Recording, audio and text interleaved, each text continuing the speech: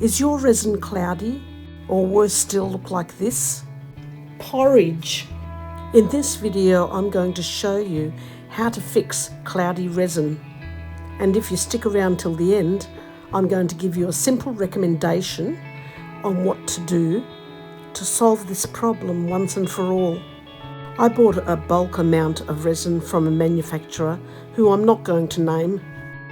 I did write to them and ask them why my resin was so cloudy this time, because it had been fine other times I'd purchased it. See how it's got little bits in it, little particles? So I thought I'd try this little wax probe, normally used for waxing. It came with this little silicone bowl, which is really handy. I'm really not happy about those weird little particles in there. What you're seeing was directly from the bottles. For the record, the resin is stored properly without any moisture being able to get into it. It comes with a plug and a lid and is not exposed to the air for long periods of time. I'm setting up the Wax Pro now. I'm not sure what temperature to put it at. It's usually used for waxing, but didn't come with good instructions. So it's trial and error. Okay, I'm not sure what it's doing now, maybe getting the heat up to the temperature that I set. So I'm going to leave you for a moment while it reaches the required temperature, and then we'll come back and see what happens. Okay, now I've got part B here just to show you that is pretty clear. Now that's the same manufacturer, and we don't want to heat part B up, we want to heat part A only. And I've got my timer set, even though I forgot to set it initially, so I think it's been going for about 3 to 4 minutes.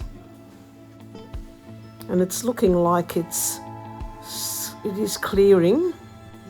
I'm not sure how long I need to leave it, but I don't want it to get too hot.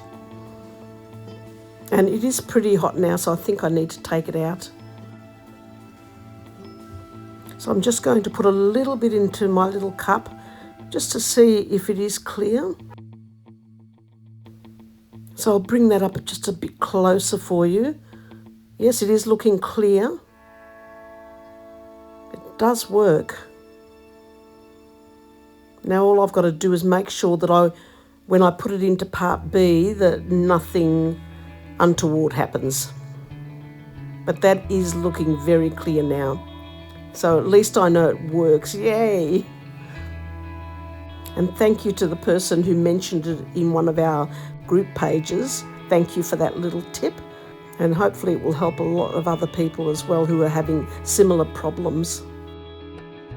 So what I'm going to do now is I'm going to pour it into my part B, which I've already measured out. I want to make sure that it's going to work and not do something weird.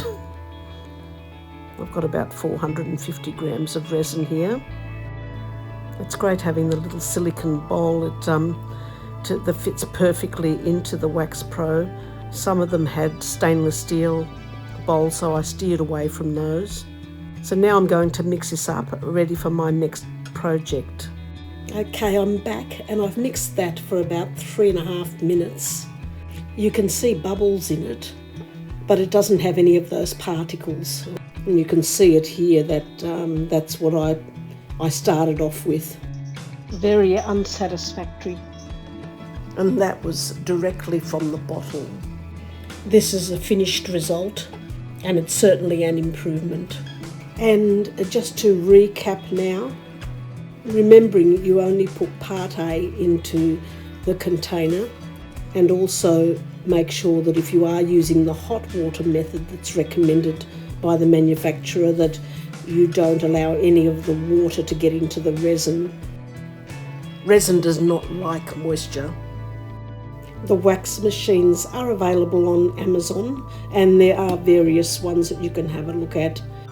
So if you're having this issue, I do hope this helps you. But don't go anywhere yet.